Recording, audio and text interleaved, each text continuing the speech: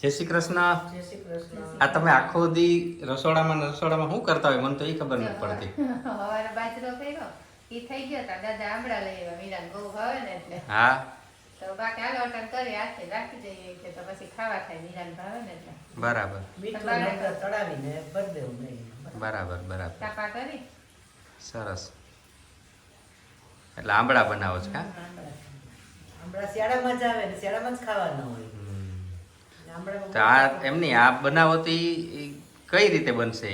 આમાં મીઠું હળદર ચડાવીને કાચના વાસણમાં નાખવાના. કાચના વાસણમાં. હા. બરાબર.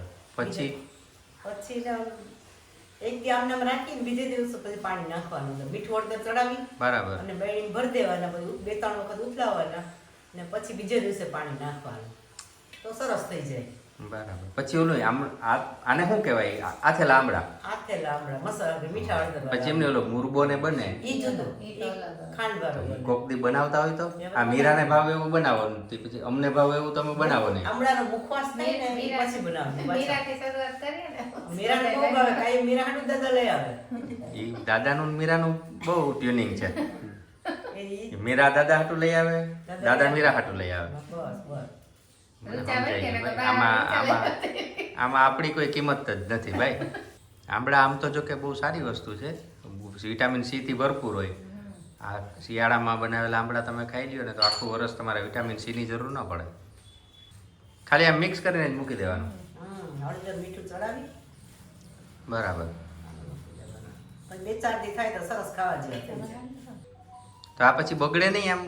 કેટલોક ટાઈમ રહે? તો ઘણો ટાઈમ રહીએ, રાખીએ તો 6 મહિના રહીએ. એમ પણ તાતા ખવાઈ જાય ને. મીરા ખાઈ જાય. વેરથી નહીં આવે ખાલી આમ હળદર અને મીઠું લગાડીને. પછી વધારે વધે ઈ ઉપર અચ્છા. વપરાય. પછી પાણી બીજે દિવસે નાખી દેવાનું. એક દિવસ આનો ભાવે વાહ વાહ. એટલે બગડે નહીં. તો આ મીરા તો 2 દીમાં ખાઈ જાય, થોડું રહેવા દે. આજે જ નહીં હો. વિટામિન સી મળે, હારું ને ભલે ખાય. વધારે પડતા નુકસાન કરે. અને આ આમળાનો મુખવાસ ય સરસ બને.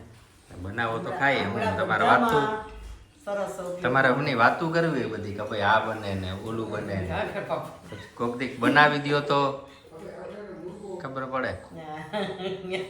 સારું ચાલો. જો દાદા કહે કે આમળાનો મુરબો બને, એને મુખવાસ મીઠું ય બને અને મુરબોય બને. એને મીઠું મીઠું બહુ ભાવે પાછું.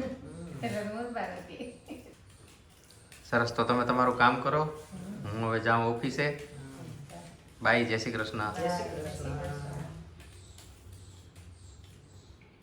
હા મીરા, તને આના આમળાનો મુખવાસ ભાવે કે નહીં દીકરા?